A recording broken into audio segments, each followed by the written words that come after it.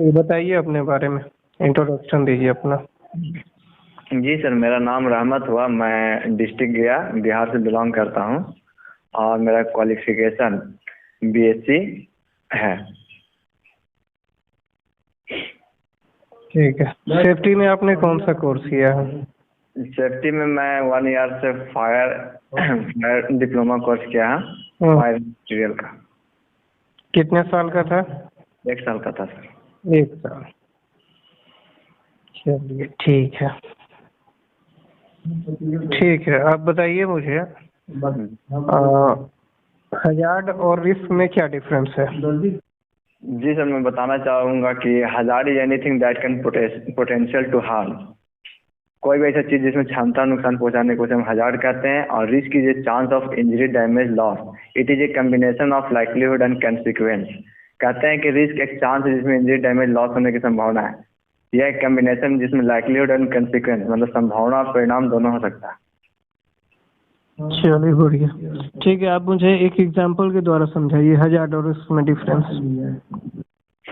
जी sir, hazard जैसे पहले हम बताते हैं कि कोई भी चीज़ जिसमें क्षमता और नुकसान पहुंचाने के, जैसे हम सीढ़ी से उतर रहे हैं तो उसके दौरान वो सीढ़ी से उतरते दौरान हम हो सकता है कि सीढ़ी हमारा एक हजार्ड हो गया।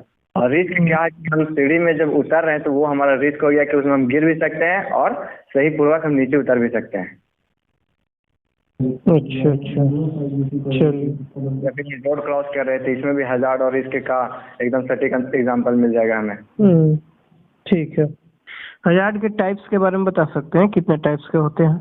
There are 6 type of hazard हो जाता है सर। पहला physical, mechanical, biological, chemical, ergonomical और साइकोलॉजिकल। ठीक। एर्गोनॉमिकल हजार्ड क्या होता है? जी, एर्गोनॉमिकल लंबे समय तक गलत पोस्चर में काम करने के, उसी का हम बोलते हैं एर्गोनॉमिकल हजार्ड। जैसे हम कंप्यूटर वर्क काम कर रहे हैं दिन भर बैठे बैठे, तो हमारा क्या होगा कि बैकबोन में दर्द होगा या फिर किसी तरह का डिजीज भी हो सकता है पैदा। ठीक है। फिजिकल हजार्ड क्या होता है? फिजिकल हजार्ड सर जो हमें खुद से हो, जैसे slip, trip, burn, injury, fall down हो गया, ये हमारा फिजिकल हजार्ड हो गया सर। चलिए ठीक है। नियर मिस क्या होता है? Sir near means is a unplanned event that may chance to potential to harm. Unplanned event है जिसमें बच जाता है आदमी। Near means equal to no risk no injury. इसमें किसी तरह की इंजरी और लॉस नहीं होता, बस किसी तरह की होता है जो हम बच जाते हैं। एक अनप्लान्ड इवेंट होता है। चलिए ठीक है। अच्छा, एक इंसिडेंट होता है, इंसिडेंट के बारे में आप क्या समझते हैं? जी sir, incident is an unplanned event that can cause और may chance to potential to harm. अगर इसका डिफिनेशन दे तो इंसिडेंट एक अनप्लान्ड इवेंट है जिसमें संभावना परिणाम दोनों हो सकता है कि एक्सीडेंट हो भी सकता है और नहीं भी हो सकता। चलिए बढ़िया है। एक्सीडेंट के अंदर आ जाता है एक्सीडेंट और नियर में। ठीक है। ठीक है, अब आप मुझे बताइए परमिट टू वर्क क्या होता है? PTW के बारे में बताइए। Permit to work is a legal written document that is issue for a specific job to a specific time period to complete the work। बोला जाता है कि परमिट एक लीगल रिटन डॉक्यूमेंट है जो काम को स्टार्ट करने से पहले लिया जाता है, जो काम को करने की अनुमति दिया जाता है उसमें। ठीक है। कितने टाइप के होते हैं परमिट? परमिट ऐसे जनरली 5 टाइप के होते हैं sir. Hot work, cold work, line break, confined space और confined space inner. Line break क्या होता है? सर लाइन ब्रेक किसी पाइपलाइन इक्विपमेंट या किसी मशीन में मटेरियल जा रहा है उसको स्टॉप करके ब्लाइंडिंग, डी ब्लाइंडिंग, मेंटेनेंस से किसी तरह के मॉडिफाई करने की प्रक्रिया को। ठीक है। अच्छा, हॉट वर्क परमिट जो होता है इसका वैलिडेशन क्या होता है? Hot work permit sir. जी सर, हॉट वर्क परमिट का वैलिडेशन 48 आवर होता है। 48 आवर? नहीं सर, 24 आवर, 24 से कोई कोई रहता है ऐसा, 48 आवर भी रहता है, ज़्यादा करके 24 आवर रहता है। ठीक। अच्छा, परमिट को कब कैंसिल किया जा सकता है? परमिट को सर कैंसिल, जैसे कोई अगर वहाँ पे इमीडिएट दूसरा काम होने वाला है तो हम उसका स्टार्ट कर सकते हैं, या फिर वहाँ पे इमीडिएट किसी तरह का और। ठीक है, बोलिए। जी सर। ठीक है। HSE पॉलिसी क्या होता है? HSE पॉलिसी ये एक लीगल रिटन डॉक्यूमेंट्स है जो कंपनी के टॉप मैनेजमेंट के द्वारा वहाँ काम कर रहे हर एक व्यक्ति की सुरक्षा का वादा किया जाता है। ठीक है। Induction training? Sir induction training जो हमें गेट पास बनने से पहले मिलता है, जिसमें सारा HSE के बारे में समझाया जाता है। इसमें क्या क्या समझाया जाता है? जी सर, इसमें सेफ्टी का सारा रूल समझाया जाता है कि हमें किस तरह सेफ्टी रहना है, किस तरह हमें इसमें सारा कुछ समझाया जाता है कि LPR JT को फॉलो करना है, सेफ्टी क्या होता है, और plant emergency and control system, unsafe tight unsafe condition क्या है, ये सब पूरा हमारा HSE इंडक्शन में आ जाता है सर। ठीक है। अच्छा, एक हाइट पे काम करने के लिए लोगों को जांच किया जाता है, वो कौन सा जांच होता है? हाइट पे काम करने के लिए एक फोबिया नाम का जांच होता है सर, MBBS डॉक्टर के द्वारा वो एक हाइट फोबिया। हाँ, मेरे कौन क्या सर? Height phobia test. हाँ, हाइट फोबिया टेस्ट, जिसे मतलब मिर्गी वगैरह ये ऊंचाई से डर लगता हो, उसी को हम टेस्ट करते हैं। जी सर। एक होता है जैसे पानी से किसी को डर लगता है तो वो हाइड्रोफोबिया होता है। जी ठीक है। देखिए, सैंड ब्लास्टिंग के बारे में क्या समझते हैं?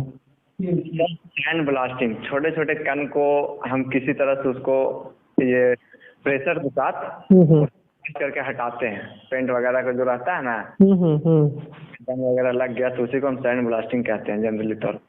क्या क्या खतरा हो सकता है इस प्रोसेस में? सैंड ब्लास्टिंग के दौरान किसी पाइप या इक्विपमेंट वो ब्लास्ट कर सकता है, और स्लिप ट्रिप हो सकता है, फायर एक्सप्लोजन, आग ब्लास्ट हो सकता है। इसके अलावा और भी हो सकता है सर, बर्न हो सकता है, इंजरी हो सकता है, अगर वहाँ हम proper sign board area barricading नहीं करेंगे, उसके कारण भी हजार्ड हो सकता है सर। और प्रिकॉशन में क्या लेंगे?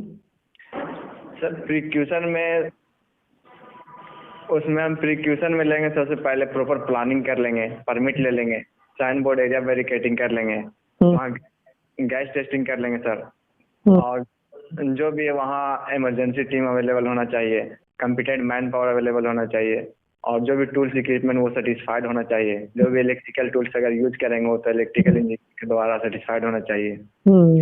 इल्यूमिनेशन, वेंटिलेशन अरेंज होना चाहिए, हाउस कीपिंग होना चाहिए। ठीक है। रेडियोग्राफी के बारे में क्या समझते हैं आप? Sir radiography is process to identify the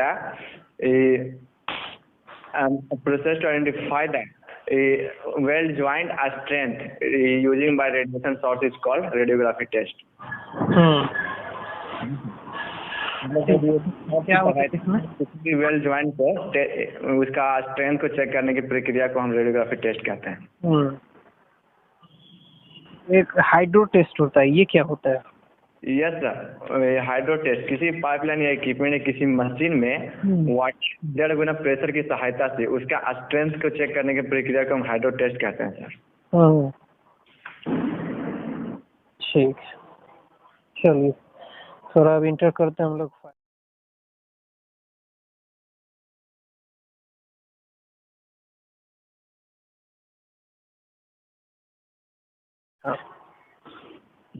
sir समझ नहीं रहे, थोड़ा सा समझाएंगे? नेक्स्ट पॉइंट के बारे में नहीं? ठीक है। अच्छा, आप मुझे बताइए क्लास ऑफ फायर के बारे में बताइए। जी सर, क्लास ऑफ फायर 5 प्रकार के होते हैं। कौन कौन सा? पहला होता है class A, class B, class C, class D, class F या K। क्लास पूरा इसके बारे में डिटेल्स बताएं सर? बोलिए ना। जी सर, क्लास ए में आ जाता है जनरल फायर कम्बस्टेबल मटेरियल आ जाता है। क्लास बी में आ जाता है हमारा लिक्विड फायर, जैसे petrol, diesel, kerosene. Class C में आ जाता है गैस फायर, और क्लास डी में आ जाता है मेटल फायर। क्लास एफ में आ जाता है किचन फायर। जी सर। फायर एक्सटिंग्विशर कितने टाइप्स के होते हैं? फायर एक्सटिंग्विशर भी 5 प्रकार के होते हैं सर। कौन कौन सा? वाटर टाइप हो जाते हैं सर, उसके बाद फॉर्म टाइप हो जाते हैं, और डीसीपी, ड्राई केमिकल पाउडर, और कार्बन डाइऑक्साइड, और एक वेट केमिकल हो जाते हैं। ठीक है, इसका यूज बताइए। जी सर, वाटर टाइप का कलर कोड रेड होता है, इसका यूज हम लोग जनरल फायर क्लास ए के लिए यूज करते हैं। फॉर्म टाइप का कलर कोड क्रीम होता है, इसका यूज हम लोग क्लास बी मतलब लिक्विड फायर और क्लास ए के लिए भी यूज कर सकते हैं sir. DCP, dry chemical powder, इसको हम लोग क्लास सी गैस फायर के लिए यूज करते हैं, लेकिन इसको ये मल्टीपर्पज होता है, जो एबीसी तीनों में यूज कर सकते हैं।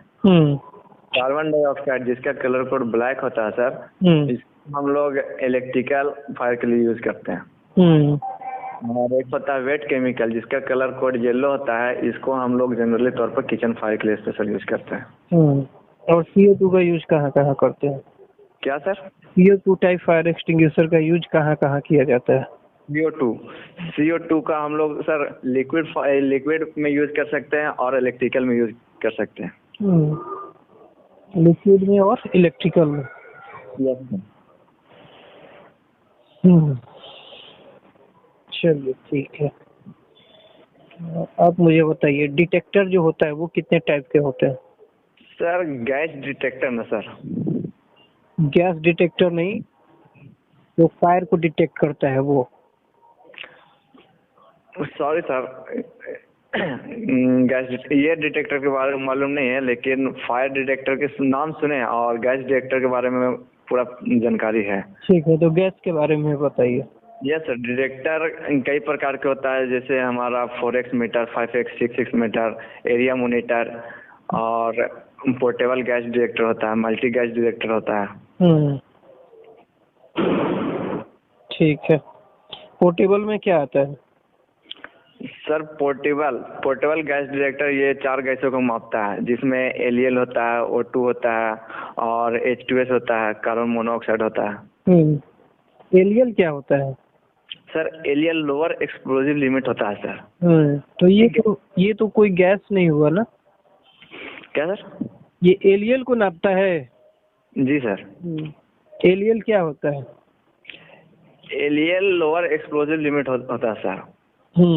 Lower explosive limit is the lowest concentration of gas and vapour that will burn in air. मतलब वैसी गैस और वाइपर जिसकी कंसंट्रेशन कम से कम हो, फिर भी वो हवा में आग लगाता हो, उसे हम एलईएल कहते हैं सर। चलिए बढ़िया है। ठीक, चलिए मान लीजिए अगर कहीं पे इमरजेंसी हो जाए, फायर की घटना हो जाए।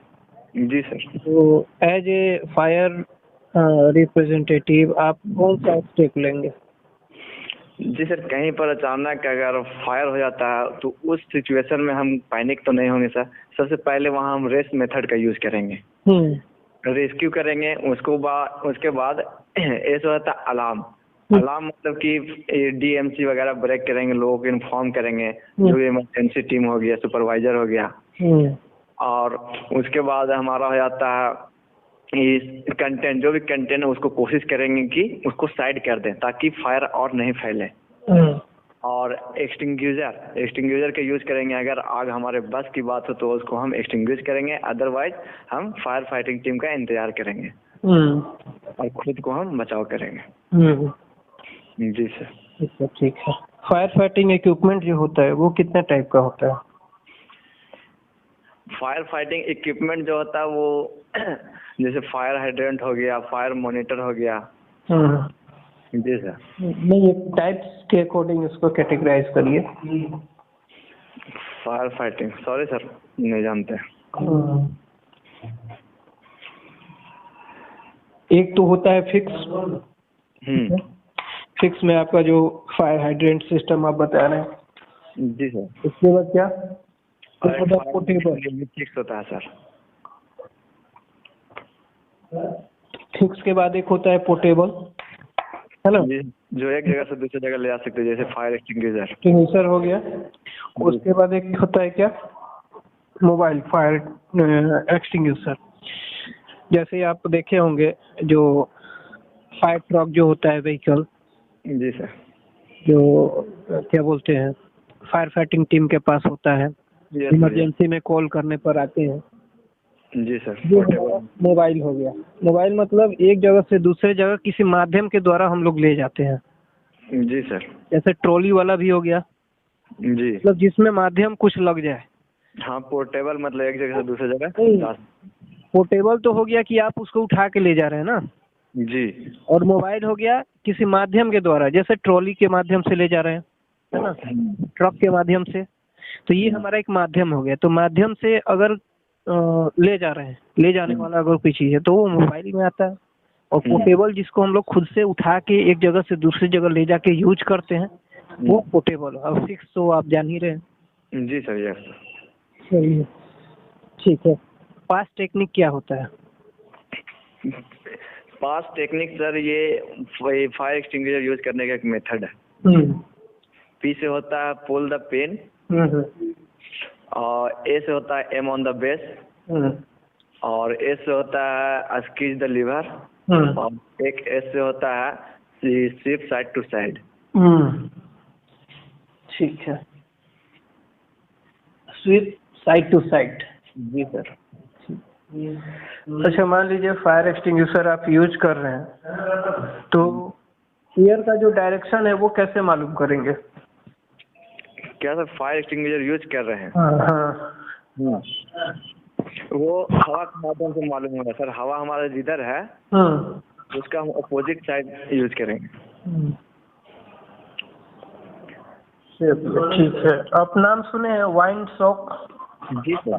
क्या होता है वाइंड सॉक का काम, क्या होता है?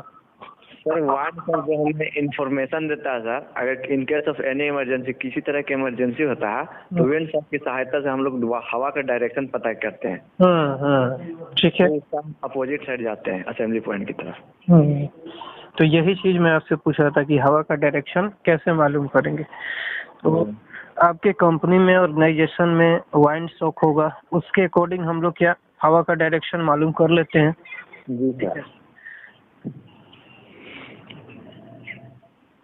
चलिए ठीक है, थोड़ा अब आते हैं क्रिटिकल में। जी सर। कन्फाइंड स्पेस क्या होता है? Sir confined space, any enclose space where is limited space access and egress, and it has not proper design for daily human occupancy, where lack of illumination, lack of ventilation, lack of oxygen, and may chance to present toxic gas, flammable gas. ठीक। तो confined space में काम करने के लिए safety precaution के रूप में आप क्या लेंगे? सर कन्फाइंड स्पेस में अगर हम काम करते, सबसे पहले प्रॉपर प्लानिंग कर लेंगे सर कंपिटेंट पर्सन के द्वारा। परमिट लेंगे। उसके बाद जो भी RA चेकलिस्ट टीवीटी मीटिंग अटेंड करेंगे, man power competent man power select कर लेंगे सर। जो भी टूल्स एंड इक्विपमेंट उसको सेलेक्ट कर लेंगे, और जो भी इलेक्ट्रिकल टूल्स है वो इलेक्ट्रिकल इंजीनियर के द्वारा सेटिस्फाइड होना चाहिए। और वहाँ पर साइन बोर्ड एरिया वेरिकेटिंग करेंगे, गैस टेस्टिंग कर लेंगे सर, प्रॉपर वेंटिलेशन अरेंजमेंट होना चाहिए, प्रॉपर इल्यूमिनेशन अरेंजमेंट होना चाहिए, और यही सब है सर। चलिए ठीक है। एक सेफ्टी ऑफिसर का क्या रिस्पॉन्सिबिलिटी होता है? सर बहुत सारे सेफ्टी ऑफिसर का एक रिस्पॉन्सिबिलिटी हो जाता है, जैसे कि हम सबसे पहले परमिट लेना, उसके बाद परमिट चेक करना, टीवीटी मीटिंग अटेंड करना, सेफ्टी मीटिंग अटेंड करना, जो भी एक्ट एंड सब कंडीशन उसको करेक्ट करवाना, और जो भी फायर एक्सटिंग्विशर उसको इंस्पेक्शन करना, जो भी hand tools, power tools, fire generator, ये सबको इंस्पेक्शन करना, और जो भी मैन पावर है उसको सेटिस्फाइड करना, उस काम के लिए सेटिस्फाइड है कि नहीं, उसका वैलिडेशन सर्टिफिकेट चेक करना, डेली ऑब्जर्वेशन रिपोर्ट बनाना, प्रॉपर हाउस कीपिंग अरेंजमेंट करवाना, प्रॉपर वेंटिलेशन इल्यूमिनेशन अरेंजमेंट करवाना, साइन बोर्ड या वेरिकेटिंग करवाना। ठीक है। मैकेनिकल लिफ्टिंग में अगर क्रेन लगा हो, जी सर, तो सेफ्टी के लिहाज से आप क्या क्या चेक करेंगे उसमें? सर अगर क्रेन लगा सबसे पहले हम ऑपरेटर का लाइसेंस वैलिडेशन सर्टिफिकेट चेक कर लेंगे सर। उसका मेडिकल फिटनेस चेक कर लेंगे। उसके बाद हम क्रेन का सारा डॉक्यूमेंट चेक कर लेंगे।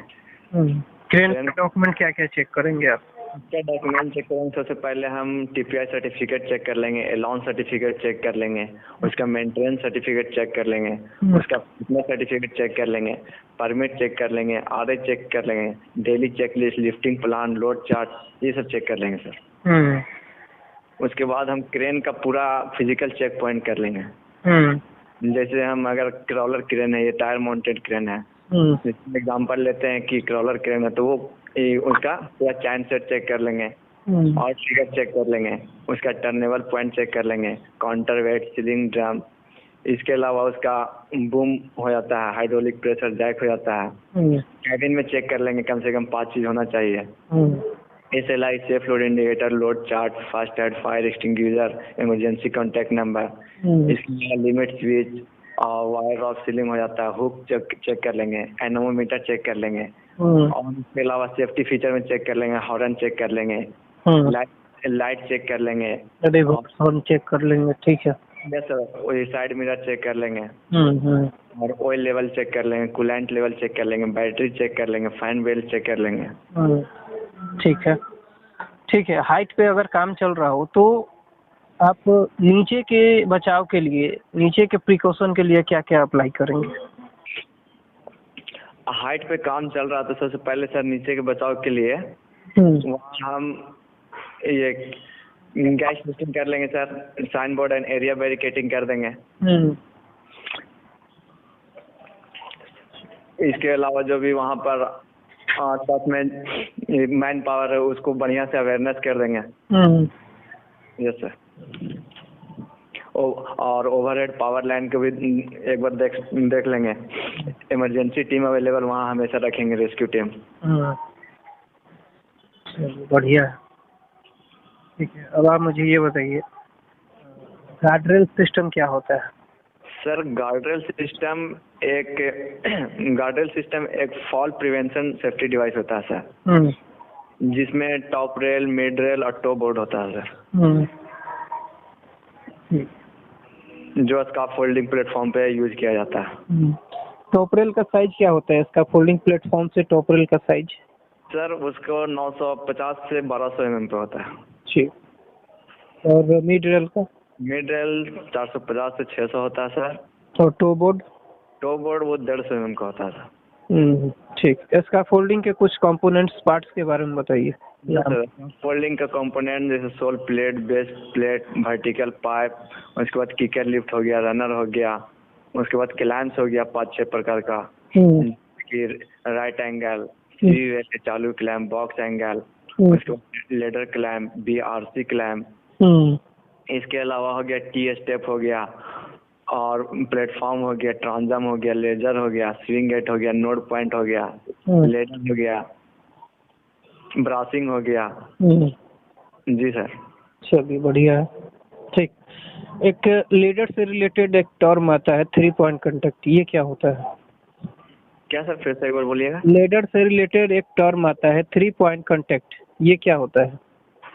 3 पॉइंट कंटेक्ट सर, लेडर के बारे में जहाँ तक इन्फॉर्मेशन है तो लेडर में ये लेडर 3 फीट का होता है, तो उसमें नंबर ऑफ स्टेप के बारे में हमें मालूम है। तो अगर 3 फीट का है लेडर तो उसमें नंबर ऑफ स्टेप 10 होता है और उसको हम 2 जगह लॉक पॉइंट करते हैं। इसी तरह अगर 4 फीट का है तो उसको नंबर ऑफ स्टेप 13 होगा, उसको हम लॉक पॉइंट 3 करते हैं। 1 फीट का तो उसका नंबर ऑफ स्टेप 20 होगा, उसको हम लॉक पॉइंट 4 जगह। ठीक है। देखिए क्या होता है, जब आप लेडर यूज करते हैं तो एक प्रोसेस होता है, एक स्टेप होता है जिसको फॉलो करके हम लोग लेडर को यूज करते हैं, है ना? लेडर यूज करते समय आप 3 पॉइंट कंटेक्ट कहने का मतलब है कि जब भी आप चढ़े या उतरे। ओके सर, ओके मालूम हो गया, थोड़ा सा मिस्टेक है। आपका 2 पैर और 1 हाथ या फिर 2 हाथ 1 पैर क्या होना चाहिए? लेडर के कांटेक्ट में होना चाहिए। यस सर, समझने में देरी हुई सर लेकिन मालूम था। चलिए बढ़िया है, ठीक है। इसको इंस्टॉल करने का रेशियो क्या होता है? किस रेशियो से इसको इंस्टॉल करते हैं? 4:1 होता है सर इसको इंस्टॉल करने का तरीका, और 75 डिग्री में इसको हम स्टैंड करते हैं। 75।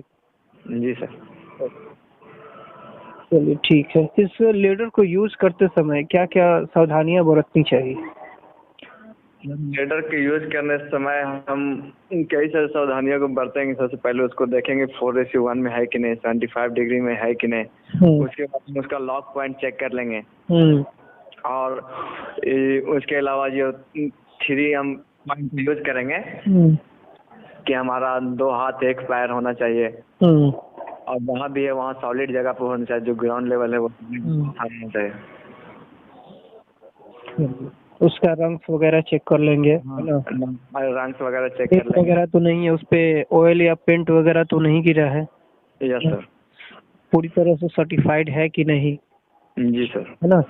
जी सर। ये सारा चेक कर लेंगे। और यूज करते समय लोग होता है कि एक्सपेक्टेड हाइट पाने के लिए लोग नीचे बैरल या बॉक्स का यूज करते हैं, तो इसको अवॉइड करना चाहिए, है ना? जी। ताकि सेफली लोग चढ़े और उतरे, है ना?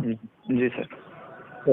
हाइट वर्क के लिए आप क्या प्रिकॉशन देंगे ऊपर अगर काम चल रहा हो तो? यस सर, हाइट वर्क के लिए हम कई सारे प्रिकॉशन होगा। जो सबसे पहले हम क्या करेंगे कि उसमें वर्क एट हाइट का परमिट होना चाहिए सबसे पहले सर। उसका फुल बॉडी हार्नेस होना चाहिए, ये पहला पीपी हो जाता है। और इसके अलावा जो पीपी उसका प्रॉपर यूज करेंगे, उसका प्रॉपर गार्ड्रेल सिस्टम अवेलेबल रहना चाहिए। और जो भी स्वेटेबल जो स्कार्फ फोल्डिंग है, प्रॉपर हाउस कीपिंग होना चाहिए सर। स्विंग गेट अवेलेबल होना चाहिए, और सेफ्टी नेट होना चाहिए। जो भी fall prevention, fall protection device सारा अवेलेबल होना चाहिए सर। Safety net, PP. ठीक है। कुछ डॉक्यूमेंट के बारे में हम लोग समझते हैं। जैसे क्या होता है? जॉब सेफ्टी एनालिसिस, जैसे के मतलब होता है सर, फुल फॉर्म होता है job safety analysis process to identify the hazard and control each and every activity at work site. मतलब कहा जाता है कि जॉब सेफ्टी एनालिसिस एक डॉक्यूमेंट वर्क प्रोसेस है जो हर वर्क के लिए होता है, जो काम करने से पहले तैयार किया जाता है कि उसमें क्या क्या हजार्ड हो सकता है और क्या क्या उसका कंट्रोल मेजर लेना है। जैसे करने का क्या स्टेप होता है? किस स्टेप को फॉलो करके जैसे हम लोग बनाते हैं? सर जैसे हम लोग सबसे पहले अगर इसको बनाना होता है तो इसमें सीरियल नंबर लिखते हैं, एक्टिविटी लिखते हैं, और इसका में हजार्ड, कंट्रोल मेजर। इसको बनाने का स्टेप बताइए, क्या स्टेप को फॉलो करके बनाते हैं? सर इसका स्टेप को होता है जैसे पहले आइडेंटिफाई द हजार्ड, और एक्टिविटी रहेगा, और इसका decide the precaution, make the record for finding, review the जो भी उसमें रिस्क लेवल है, रिस्क असेसमेंट है। पहले तो आप जॉब को सिलेक्ट करेंगे, ठीक है? Yes sir. जॉब को सिलेक्ट करने के बाद जो जॉब है आपका उसको स्टेप में डिवाइड कर देंगे, ठीक है सर। उसके बाद आइडेंटिफाई करेंगे आप हजार्ड को इच स्टेप में। देन आप जो प्रोसेस बता रहे हैं, इवैल्यूएट कंट्रोल मेजर, है ना? उसके बाद रिव्यू का जो भी प्रोसेस है उसके बाद का वो अप्लाई करेंगे। तो पहले select the job, divide the job into step, and identify hazard and decide control measure, and उसके बाद रिव्यू और इवैल्यूएट जो भी करना है आप करते रहिए उसको। तो इस स्टेप को फॉलो करके आप जैसे बनाते हैं। रिस्क असेसमेंट क्या होता है? Risk assessment sir, risk assessment एक डॉक्यूमेंट्स वर्क, ये भी एक प्रोसेस है जो एक पर्टिकुलर काम के लिए होता है सर। इसका 5 स्टेप है सर। 5 स्टेप के द्वारा हम रिस्क असेसमेंट को पूरा करते हैं। चलिए बहुत बढ़िया। आपका तैयारी बहुत बेहतर है, ठीक है। कहीं भी अगर आप अप्लाई करते हैं अपना CV, निश्चित रूप से आप सेलेक्ट हो जाएंगे। ये मैं 100% आप you are complete package. Okay sir, thank you sir. आप जहाँ भी जाएंगे आपका तो नाम होगा ही, और जो टीचर आपको, जो ट्रेनर आपको पढ़ाए हैं उनका तो बहुत ही अच्छा नाम होगा, क्योंकि ट्रेनिंग आपने बहुत अच्छा लिया हुआ है। और जो ट्रेनर आपको ट्रेन किए हैं वो समझिए इनक्रेडिबल, मतलब बहुत अच्छा, ठीक है। और जहाँ से भी आपने पढ़ा है बहुत अच्छा ट्रेनिंग मिला है आपको, और ऐसे ही सीखते रहिए, आगे बढ़ते रहिए।